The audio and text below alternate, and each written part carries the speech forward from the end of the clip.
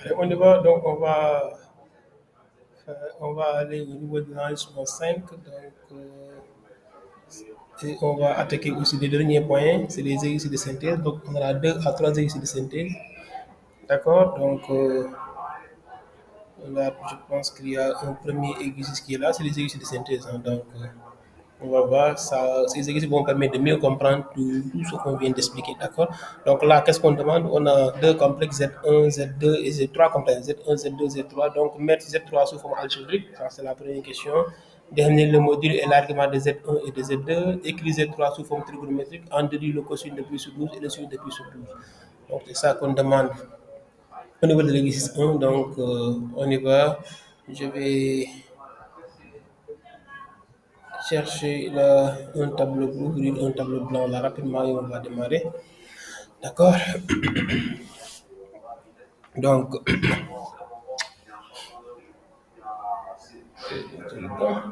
qui se passe? Je ne vais pas création de tableau. Ok, c'est bon, ça marche. Donc, je vais déposer l'exercice 1. Attendez, je vais essayer de réduire tout ça et le déposer quelque part là. Attendez, je vais faire ça. Là, c'est bien. Là, je le fais comme ça. D'accord. Ok, ça marche. Voilà. Là aussi, c'est possible de le réduire vraiment, de telle sorte que.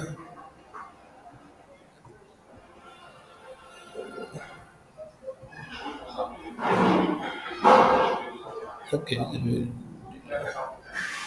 ok, c'est bon, ça marche. Donc, on y va. C'est parti. Donc, on demande de mettre Z3 sous forme algébrique. D'accord. Donc, mettre Z3 sous forme algébrique. Attendez, je vais. Donc, on demande de mettre Z3 sous forme algébrique. Donc, d'abord, on a le Z1, Z1, Z3 d'abord. Pour le Z3, je viens là. Z3 égale à quoi? Le Z3 égale à le Z3, c'est Z1 sur le Z2. D'accord. On va remplacer, nous connaissons Z1, nous connaissons Z2, donc on remplace. Z1, donc c'est racine de 6 moins I racine de 2. Racine de 6 moins I racine de 2. D'accord. Sur quoi? Sur 2. Et là, on a quoi? Un moins I. Un moins I. Donc, ce qu'on va faire, c'est quoi? Vous savez que si on a par exemple A sur B, le tout sur C, là, est égal à A sur BC. Ça, c'est A sur BC. D'accord. A sur BC. Donc, c'est ça qu'on va appliquer. Donc, on dira que ça est égal à quoi? Égal à racine de 6 moins I racine de 2. Ensuite, là, 2 facteurs de 1 moins I. 1 moins I. C'est bon? C'est bon. Maintenant, là où il y a un souci, on ne laisse pas le I au dénominateur parce que là, on demande de l'écrire sous la forme algébrique. Présentement, c'est impossible de trouver, de donner la partie réelle et la partie imaginaire. Donc, du coup, il faudrait éliminer le I qui est au dénominateur. Donc là, on y va. Donc, on continue égal. Qu'est-ce qu'on va faire? On va multiplier partout par le conjugué le conjugué. Vous vous rappelez, on a parlé du conjugué. Le conjugué, le 2, vous n'avez pas besoin de le mettre à l'intérieur. Donc, le 2, vous le mettez à l'extérieur. D'accord. Donc, on va multiplier partout par le conjugué de un moins I. Le conjugué de un moins I, qu'est-ce qu'on avait dit? Qu'il faudrait tout simplement qu'on change de signe qui sépare les deux parties. D'accord. Les deux parties, oui. Mais on prend l'opposé de la partie imaginaire, hein. C'est ça. D'accord. Donc, pour la partie imaginaire, ça aussi, c'est une manière façon de l'expliquer. Donc, on y va. Là, c'est un petit peu. Attendez, je vais. Ok. Donc, j'ai racine de 6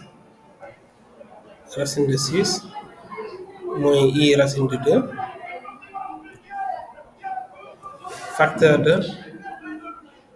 Si vous multipliez le 2 là, si vous le faites entrer, ensuite vous multipliez partout par 2 par 2 plus 2i. Après, au final, vous allez devoir simplifier le 2 là, parce que là, il va revenir. Donc, quel que soit alpha, la simplification, il faudrait retirer ces deux là.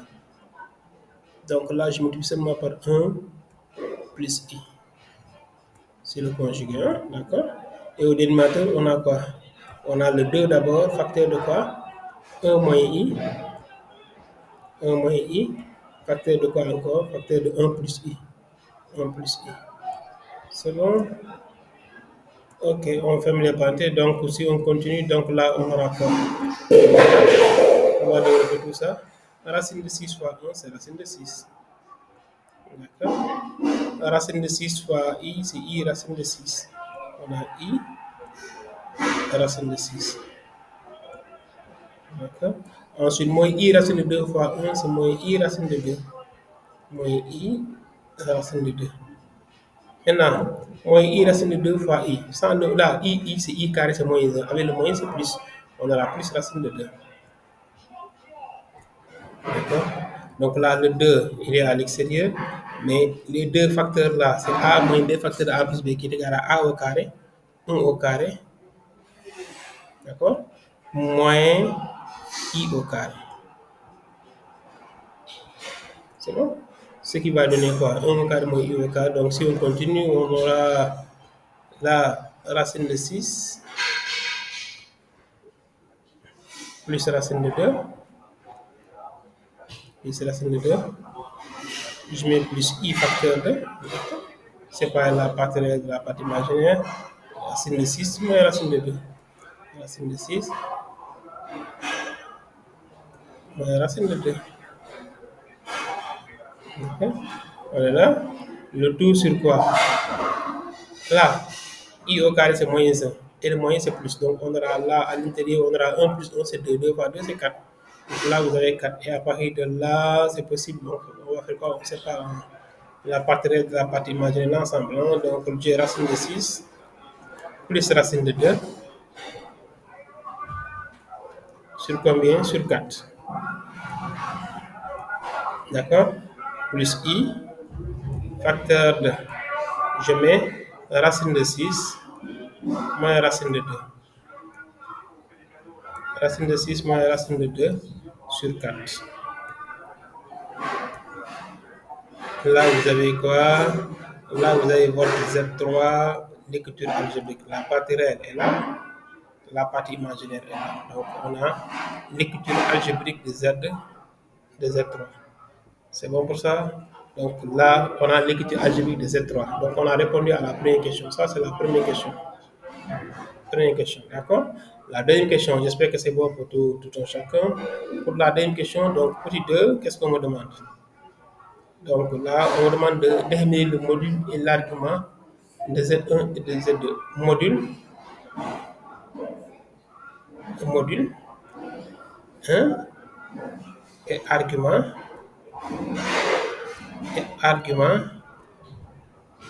module et argument de qui? De Z1 et Z2. Et Z2. C'est bon? Donc on y va. Donc pour le module, module de Z1. Le module de Z1 égale à quoi? Racine carrée, donc le Z1, je peux faire ça. Donc le Z1, si je scinde en deux parties, on a racine de 6 sur 2, c'est ça la partie réelle, sur 2 au carré, plus la partie imaginée, c'est quoi? Moins racine de 2 sur 2.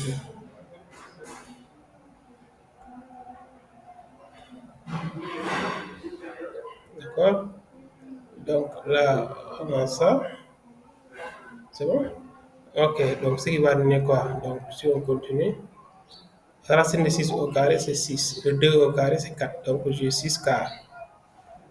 Je mets plus. Un moins au carré, ça donne un plus, hein, donc ça aussi, il faut garder. Donc, racine de 2 au carré, c'est 2.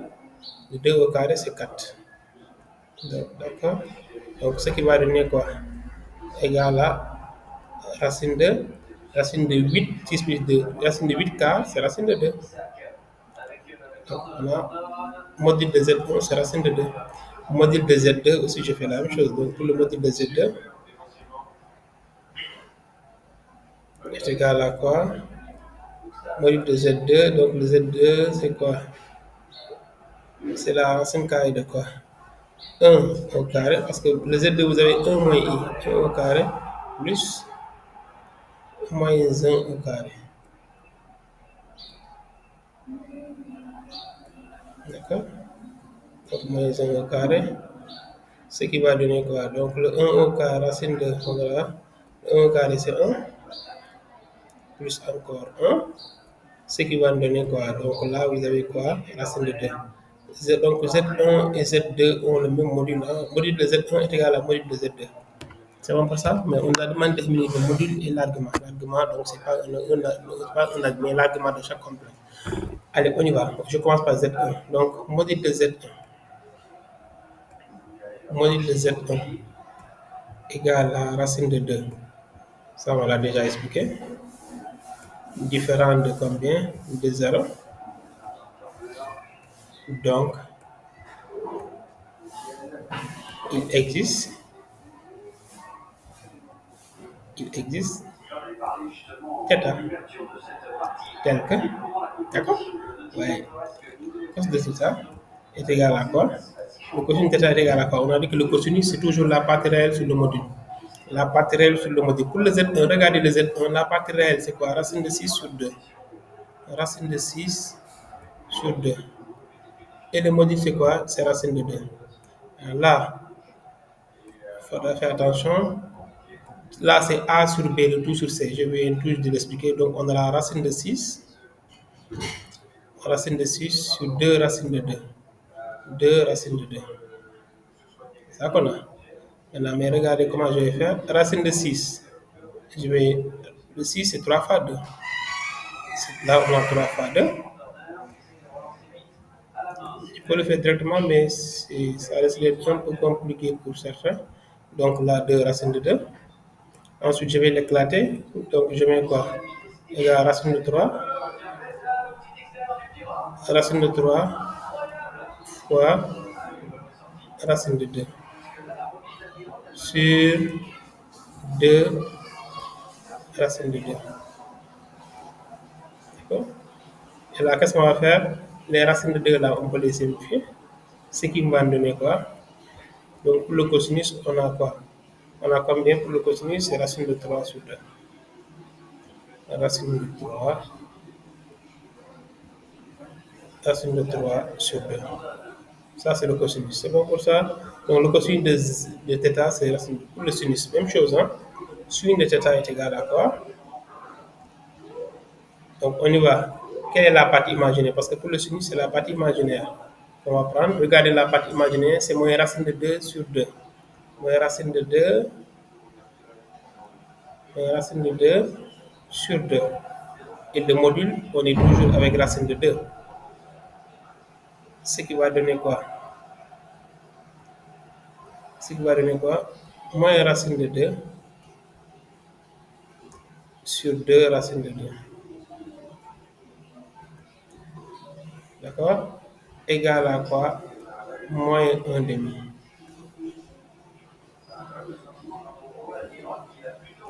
Moins 1 demi. Donc là, on est à moins 1 demi. Donc le cosinus, c'est racine de 3 sur 2. Le sinus est égal à moins 1 demi. Vous voyez là, on retrouve la même situation, ou bien le même problème qu'on avait eu dans les autres là. D'accord? Donc là, attention, je vous ai dit que pour ce cas-là, il faudrait d'abord faire un raisonnement où vous n'allez pas prendre de moyens. Donc, je veux un angle ayant pour cosinus racine de 3 sur 2. Cosinus racine de 3 sur 2. Sinus 1 demi. Je laisse le moyen. Cosinus racine de 3 sur 2. Sinus 1 demi. Donc, c'est pi sur 6. Ouais, là, donc là, je prends, je dis, attendez, je dis que c'est pi sur 6. Hein? Pi sur 6. Pi sur 6, c'est combien? 30. Donc, on a 1 pi sur 6 qui est là. 2 pi sur 6. 3 pi sur 6. D'accord? 4 pi sur 6. 5 pi sur 6, 6 pi sur 6. D'accord? Donc là, c'est 7 pi sur 6, 8 pi sur 6, là, c'est 9 pi sur 6, et ainsi de suite. 10 pi sur 6, 11 pi sur 6, et là, c'est 12 pi sur 6. Maintenant, pi sur 6, il est là. Attendez, je vais changer de couleur pour vous montrer.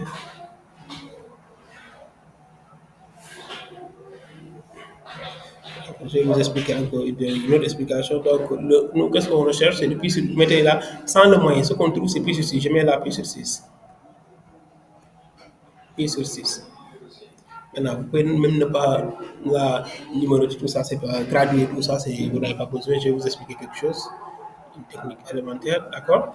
Maintenant, mais nous, ce qu'on recherche, le cosinus est positif, il est là. Le sinus est négatif, il est là. Dans cette partie, si par exemple là, on a alpha, là, le alpha, je suppose que c'est pi sur 6. Dans cette partie, pour cette partie-là, vous prenez moins alpha. C'est bon? Si c'est cette partie, vous prenez pi moins alpha. Pi moins alpha. D'accord? Si c'est cette partie-là, vous prenez pi plus alpha. Pi plus alpha. Et c'est fini. Réglez votre problème. C'est les quatre parties. Donc, comme par exemple, moi, je suis là. Le alpha, c'est pi sur 6. Mais l'angle que je recherche est là. Là, là. Donc, je vais prendre quoi? Moins pi sur 6. Donc, je dirais que l'angle que je recherche là, donc, θ est égal à quoi? θ est égal à combien? Moins pi sur 6. θ est égal à moins pi sur 6. Maintenant, quand on me demande l'argument, je vais dire arc de,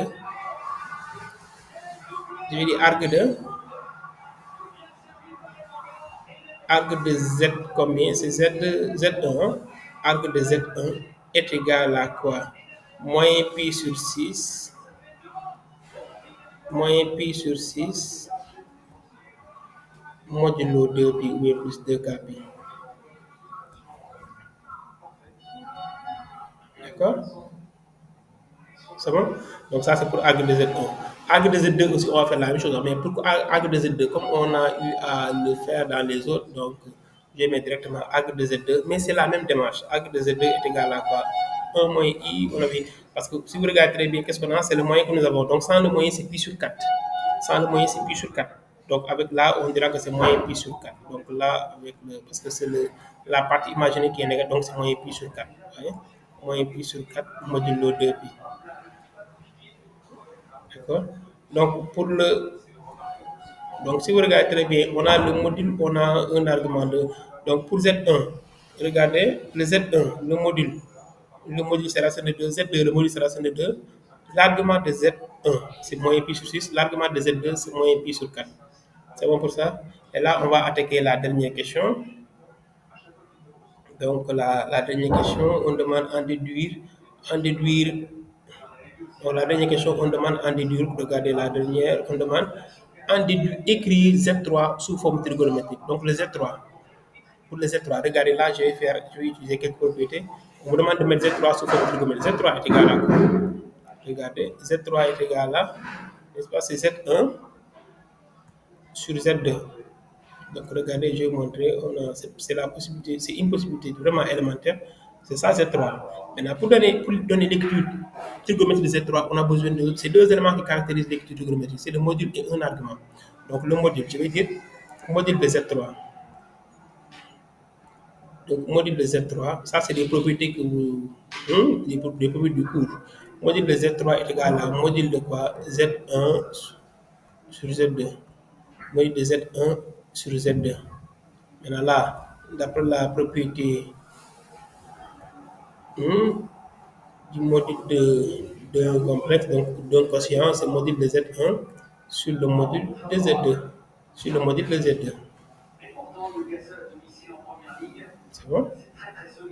Ensuite, on sait que le module de Z1, on a déjà le module de Z1. Hein. Si vous vous rappelez, le module de Z1, on a quoi? Regardez le module de Z1, je vais augmenter là pour voir. Le module de Z1, regardez, on a racine de 2 sur 2, module de Z2, racine de 2 sur 2. Les deux modules, c'est racine de 2 sur 2, 1 sur 2, d'accord? Donc là, pour les deux modules, donc là, j'ai racine de 2 sur 2. Et là aussi, on a quoi? Racine de 2. Non, non, module de Z1 c'est racine de 2, module de Z2 c'est racine de 2, donc ce qui va donner le module de Z3 est égal à 1. C'est bon pour ça. Donc là, le module du quotient est égal au quotient des modules. C'est une propriété du module. D'accord. Donc, l'argument, je vais faire la même chose. Hein. Argument de Z3. Donc là aussi, vous avez argument de Z3 est égal à quoi? Je veux dire est égal à argument de, argument de quoi? Z1 sur Z3. Z1 sur Z3. Sur Z2 sur Z2. Ce qui signifie que là, on aura quoi? C'est argument de Z1, argument de Z1 moins argument de Z2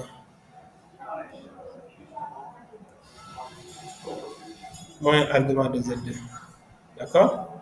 Donc est égal à quoi? Donc c'est argument de Z1 moins argument de Z2. Maintenant, argument de Z1, qu'est-ce qu'on a trouvé? Argument de Z1, on avait trouvé, regardez, on retrouve argument de Z1, je vais montrer.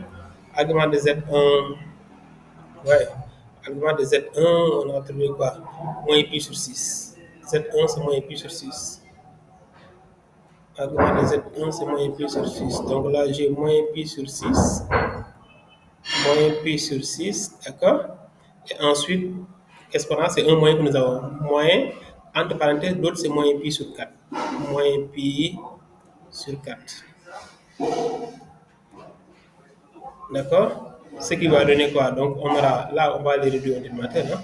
Donc là, on aura moins pi sur 6, d'abord je vais faire ça. Moins pi sur 6 plus pi sur 4. Moins pi sur 6 plus pi sur 4.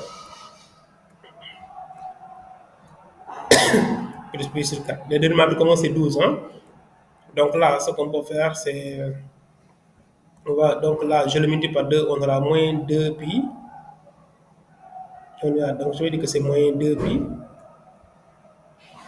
Moins 2 pi. Là, l'autre, je le multiplie par 3, plus 3 pi. Et le tout sur 12, j'ai réduit au dénominateur, hein? Le tout sur 12. Donc ce qui va nous donner est égal à quoi? Est égal à pi sur 12. C'est bon pour ça? Donc là, on a pi sur 12. Donc pi sur 12, c'est quoi? C'est l'argument. L'argument de Z3. Un argument de Z3, c'est pi sur 3. Hein. Attention. Parce que là, on a l'argument, c'est modulo 2 pi. D'accord. Donc, comme nous voulons représenter Z3 sous la forme trigonométrique, il nous faudra le module et un argument. Le module, on a trouvé un argument, on a trouvé l'argument, on a trouvé l'argument, on a trouvé l'argument, on a trouvé pi sur 12. Donc, Z3 est égal à quoi? Regardez les Z3, les trigonométrie Z3 est égal à quoi? Le module, c'est 1.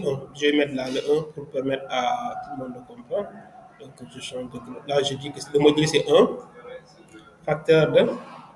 D'accord. Cosinus de pi sur 12. D'accord. Plus i. Sinus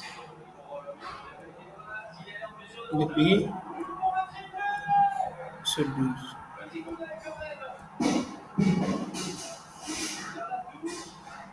D'accord. Donc on a, c'est vrai là, maintenant je peux l'effacer. D'accord. Donc, je peux pas le mettre. Donc on a ça.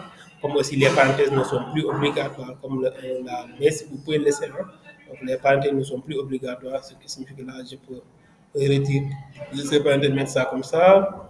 Ensuite, maintenant mettre ça comme ça. Si vous voulez aussi, on peut là, il n'y a aucun problème. Vous mettez un facteur de ça et ça. C'est bon? Donc là, on a, pour le Z3, on a l'écriture algébrique, on a l'écriture trigonométrique.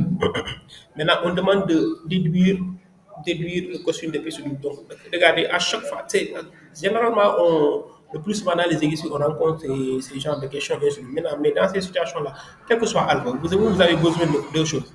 Le complexe en question, vous avez besoin de l'équilibre sous la forme algébrique et de l'équilibre sous la forme trigonométrique. Une fois qu'on aura ces deux écritures, c'est le même complexe. Donc, comme c'est le même complexe, donc ça veut dire que avec les deux écritures, regardez, c'est le même complexe, hein, je vais vous expliquer là. Si par exemple, moi j'ai Z est égal à quoi? A plus IB. Un exemple, Z est égal à A plus IB. J'ai aussi Z est égal à quoi? Module de Z facteur de cosine de θ plus I sin de θ. Mais c'est le même complexe, c'est ZZ. Donc, ce qui signifie que là, ça signifie quoi? Ça veut dire que la partie réelle est égale à la partie. Donc, ça veut dire que A, la partie réelle A, est égale à laquelle la partie réelle, je fais entrer le Z est égal à module de Z cos de θ. Le B, la partie imaginaire, est égal à quoi? Une chose, module de Z sin de θ. C'est le même complexe. Deux complexes sont égaux si et seulement si les deux ont la même partie réelle et la même partie imaginaire. Donc là, c'est pour dire et. D'accord. Or, les deux ont la même partie réelle et la même partie imaginaire. Et là, ça règle le problème. D'accord.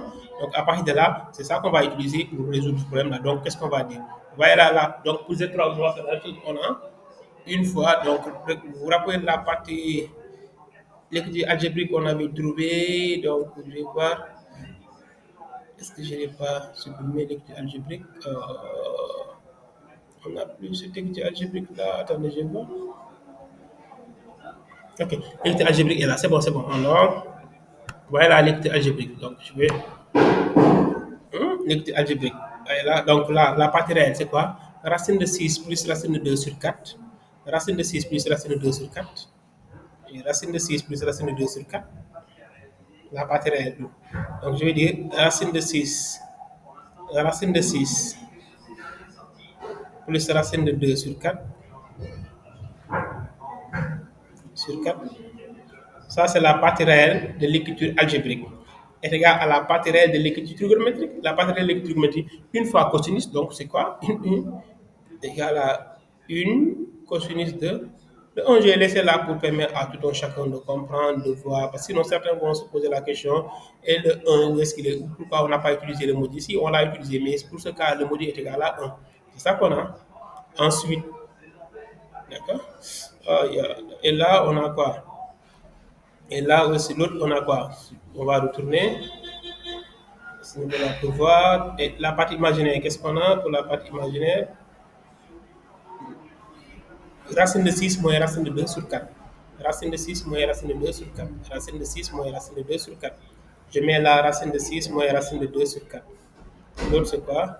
Racine de 6 moins racine de 2 moins racine de 2 sur 4. D'accord? Égal à quoi? On vient là aussi, on va prendre l'écriture, la partie algébrique. Non, la partie imaginaire. La partie imaginaire, d'accord? Donc la partie imaginaire encore, c'est un sinus de pi sur 12. Donc un sinus de pi sur 12. Sinus de pi sur 12. C'est bon? Donc là, ça marche. Donc c'est fini. Maintenant, nous, qu'est-ce qu'on cherche? Nous voulons déterminer par exemple là une fois, donc ça là, ça entraîne que le cosinus de pi sur 12, comme c'est un élément neutre de la multiplication, le cos de pi sur 12, je dirais qu'est égal à quoi? Cos de pi sur 12 est égal seulement, est égal à quoi? Est égal à racine de 6 plus racine de 2 sur 4. Racine de 2 sur 4. Racine de 6 plus racine de 2 sur 4. D'accord? Le sinus de pi sur 6 aussi est égal à quoi? Maintenant, là, si vous regardez très bien, pi sur 12 n'est pas un angle remarquable. Maintenant, dans ces situations-là, ouais, la démarche à adopter. D'accord? Dans ces situations. Donc, si nous voulons avoir une valeur, nous voulons avoir la valeur exacte, ça, c'est la valeur exacte. Maintenant, si on calcule cette valeur-là, les valeurs qu'on va trouver, c'est des valeurs approchées. Hein? Donc là, mais la valeur exacte du cosinus de pi sur 12 et du sinus de pi sur 12, ces deux valeurs sont là. Le cosinus, sa valeur exacte est là, le sinus, sa valeur exacte est là. D'accord? Maintenant, comme pi sur 12 n'est pas comme pi sur 12 n'est pas un angle remarquable, donc ça veut dire que cette démarche-là va nous permettre de pouvoir voir à partir de là, on a le cosinus, on a le sinus. D'accord? Pi sur 12. C'est bon pour ça? Donc, pour ces genres d'exercices, c'est ça le raisonnement, c'est ça la démarche à adopter. Et maintenant, même si par exemple là, des fois c'est possible qu'on ne vous demande pas, des fois aussi pour vous créer des problèmes, c'est possible que dans l'énoncé, qu'on ne vous dise pas de mettre sous déterminé, de mettre déterminé l'écriture algébrique, et ainsi de suite. Mais quel que soit alpha, mais vous, c'est à vous de mettre ça dans la tête. Pour ces genres, déduire le cosinus de pi sur 12, le cosinus d'un angle et le sinus d'un angle avec là, dans cette partie complexe-là, généralement, il faudra aller chercher l'écriture algébrique et l'écriture trigonométrique, ensuite utiliser quoi? La propriété critique que deux complexes sont égaux si et seulement si ces deux ont la même partie réelle et la même partie imaginaire. Donc là, vous réglez votre problème. Vous voyez là, on a pu déduire et là, ce qu'on vient de faire, c'est une déduction parce qu'on a utilisé l'écriture algébrique qu'on nous a demandé à la première question et l'écriture trigonométrique qu'on nous a demandé à la troisième question pour arriver pour répondre à cette question-là. D'accord? Donc là, on vient de déduire. En déduire, utiliser les réponses des questions précédentes pour pouvoir répondre à cette question. C'est bon pour ça. Donc là, c'est bon pour l'exercice 1. Donc je vais voir si c'est possible d'avoir un deuxième exercice. D'accord? Allez, ciao, ciao. À très bientôt. Merci beaucoup.